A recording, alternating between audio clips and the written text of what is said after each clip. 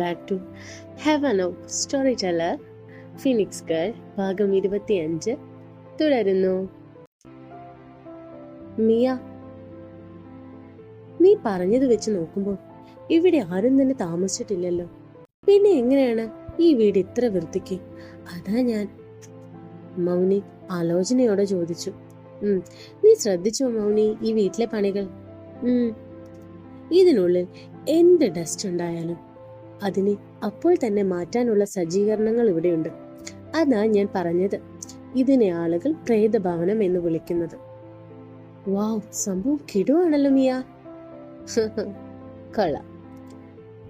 എന്റെ മൗനി, ഇതിനുള്ളിൽ നിനക്ക് വിശ്വസിക്കാൻ കഴിയാത്ത പല കാര്യങ്ങളുണ്ട്. അതൊക്കെ നമുക്ക് വഴിയെ പരിചയപ്പെടാം. ഇപ്പൊ നമുക്കൊന്ന് ഫ്രഷ് ആകാം, വാ. മിയ പറയുന്നത് കേട്ട് മൗനി ചിരിയോടെ അവൾക്കൊപ്പം ചെന്നു. മുകളിലത്തെ നീയിൽ ഇടനാഴിയിലൂടെ ചെല്ലുമ്പോൾ ശീതീകരിച്ച മനോഹരമായ റൂം മിയ തുറന്നു. മൗനി അത്ഭുതത്തോടെ അകത്തേക്ക് നോക്കി. അത്രയും മനോഹരമായത്, കൊട്ടാരം പോലെ ഭംഗിയേറിയിരുന്നു അതിലെ ഓരോ കാര്യങ്ങളും. മൗനി, ഇതാ നിന്റെ റൂം. തൊട്ടപ്പുറത്ത് ഞാനുണ്ട്.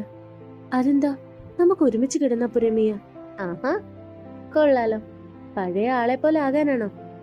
വേണ്ട, ഞാൻ തൊട്ടടുത്തുണ്ട്, നീ ചെല്ല. മിയ പറയുന്നത് കേട്ട് മൗന് പിന്നെ ഒന്നും മിണ്ടാതെ തന്റെ റൂമിലേക്ക് ചെന്നു. അതിന്റെ ഉള്ളിലെ എല്ലാ കാര്യവും കണ്ടുകൊണ്ട് അവൾ കുറച്ചു നിമിഷം നിന്നു. എന്നിട്ട് കണ്ണാടിയിൽ പോയി സ്വയം ഒന്ന് നോക്കി. കണ്ണാടിയിലെ പ്രതിബിംബം കണ്ടതും അവളിൽ ഒരു പുച്ഛച്ചിരി വിടർന്നു. ഒരിക്കൽ തന്റെ ശരീരത്തെ ഓർത്ത് താൻ അഭിമാനിച്ചിട്ടുണ്ട്. മറ്റുള്ളവരുടെ ശരീരഘടനയിൽ നിന്നും പല പ്രത്യേകത തനിക്കുണ്ട് എന്ന് എല്ലാവരും പറയുമ്പോൾ തന്നിൽ ആ അഭിമാനം നിറഞ്ഞിരുന്നു. എന്നാൽ തനിക്ക് കിട്ടിയ അതേ പ്രത്യേകത ഇന്ന് തന്റെ ജീവിതം നശിപ്പിച്ചു. ഓർമ്മകൾ ഏറുമ്പോൾ കണ്ണുകൾ നിറഞ്ഞ് ഒഴുകാൻ തുടങ്ങിയിരുന്നു മൗനിയുടെ. കുറച്ചു നിമിഷം അവൾ അവിടെ തന്നെ നിന്നിട്ട് കുളിക്കാനായി ചെന്നു. ഇതേ സമയം മിയ തന്റെ ഫോണിൽ മറ്റൊരു വ്യക്തിയുമായി സംസാരിച്ചുകൊണ്ടിരിക്കുകയാണ്. അതിങ്ങനെയാണ്. ഹലോ, ശരിയാണ്, പക്ഷെ ഇന്നല്ലെങ്കിൽ നാളെ അവൾ എല്ലാം അറിയും. അപ്പോഴവൾക്ക് ഇത് അംഗീകരിക്കാൻ കഴിയുമോ? മിയയുടെ ചോദ്യത്തിന് അപ്പുറത്തു നിന്നുള്ള മറുപടി കേട്ടതും അവൾ മിണ്ടാതെ നിന്നു. എന്നിട്ട് പറഞ്ഞു, അറിയാം, എന്താണേലും അവൾക്ക് വേണ്ടിയല്ലേ. അവൻ നമ്മളോട് അവസാനമായി ചോദിച്ചത് എന്താണോ അത് ചെയ്തിരിക്കുമെന്ന്. അല്ലേ, നമ്മളത് ചെയ്തിരിക്കും. മിയയുടെ വാക്കുകൾ കേട്ടതും അപ്പുറത്തു നിന്ന് മറുപടിയായി ഒരു പുഞ്ചിരി തന്നെയായിരുന്നു ഉണ്ടായിരുന്നത്. അത് അവളുടെ ചുണ്ടിലേക്ക് വിരിഞ്ഞു. കുളി കഴിഞ്ഞ് മൗനി പുറത്തേക്ക് ഇറങ്ങി. ഇടനാഴിയിൽ കൂടി നടക്കുമ്പോൾ അവിടെ മുഴുവൻ വെളിച്ചം നിറഞ്ഞിരുന്നു. എങ്കിൽ പോലും വല്ലാത്തൊരു ഭീകരത അവൾക്ക് അനുഭവപ്പെട്ടു.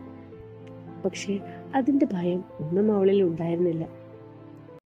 പുഞ്ചിരിയോടെ മൗനി വരാന്തയിലൂടെ സൈഡിലായി സെറ്റ് ചെയ്ത സീറ്റിൽ ഇരുന്നു. എന്നിട്ട് പുറത്തേക്ക് നോക്കി. ഏക്കറോളം നീണ്ടു കിടക്കുന്ന ആ ചുറ്റുമുള്ള പ്രദേശത്തേക്ക് അവൾ തന്റെ കണ്ണുകളെ പായിച്ചു. പുറം മുഴുവൻ ഇരുൾ നിറഞ്ഞിരുന്നു. ഒരു മിന്നാമിനിങ്ങിന്റെ വെളിച്ചം പോലും അവിടെ ഉണ്ടായിരുന്നില്ല. എന്നിരുന്നാൽ കൂടുതൽ ഒരു പേടിയും കൂടാതെ അവളിലേക്ക് നോക്കിയിരിക്കുമ്പോൾ അവളുടെ ഉള്ളിൽ പല ആലോചനകളും നിറഞ്ഞു. മിയ പുറത്തേക്ക് വരുമ്പോൾ ഇരുളിലേക്ക് നോക്കിയിരിക്കുന്ന മിയയെ കണ്ടതും ആലോചനയോടെ അവൾ നോക്കി. മൗനിയെ കാണും തോറും തന്റെ ഉള്ളിൽ നിറയുന്ന മുഖം അതോർത്തതും മിയയുടെ വല്ലാതെ മനസ്സ് വേദനിച്ചു. അതിന്റെ ഫലം എന്നുപോലെ അവളുടെ കണ്ണുകളും നിറഞ്ഞു. തോളിൽ കൈ പതിയുന്നതറിഞ്ഞ് മൗനി ചിരിയോടെ തിരിഞ്ഞു നോക്കി. പേടിച്ചോ നീ അവൾക്ക് എതിർവശത്ത് ഇരുന്നു കൊണ്ട് ചിരിയോടെ മൗനിയോട് ചോദിച്ചു. എന്തിന്? നീയാണ് എന്റെ അരികിൽ വരുന്നതെന്ന് പുറകെ നോക്കാതെ തന്നെ എനിക്കറിയാം കേട്ടോടി. Because I can feel it. ഓഹോ, ഈ വീട്ടിൽ ആദ്യമായതുകൊണ്ട് നീ പേടിക്കുമെന്നാണ് കരുതിയത്. പേടിക്കുന്ന മൗനി, അതൊക്കെ പണ്ടല്ലേ മിയ. ഈ മൗനിക്ക് ഭയമില്ലല്ലോ. ആണോ? അല്ല, എന്താ ഇവിടെ കണ്ണൊക്കെ നിറഞ്ഞിട്ടുണ്ടല്ലോ, എന്തോ ആലോചന? ചുമ്മാ പഴയ കാര്യങ്ങളൊക്കെ. എന്താ മിയ? കൊള്ളാം, നീ ഇങ്ങനെ ഓരോന്ന് ആലോചിച്ച് ഡൗൺ ആകാൻ വേണ്ടിയാണോ ഇങ്ങനെ ഇത്രയും മാസങ്ങൾ നിന്നെ നിന്റെ കൺട്രോളിൽ കൊണ്ടുവന്നു എന്നെല്ലാം പറഞ്ഞിട്ട്? അതെ, ഞാൻ പറഞ്ഞത് സത്യമാണ്. പക്ഷെ ഇടയ്ക്ക് നീ പിന്നെ ഇതൊന്നും ആലോചിക്കാതിരിക്കാൻ ശ്രമിച്ചൂടെ നിനക്ക്?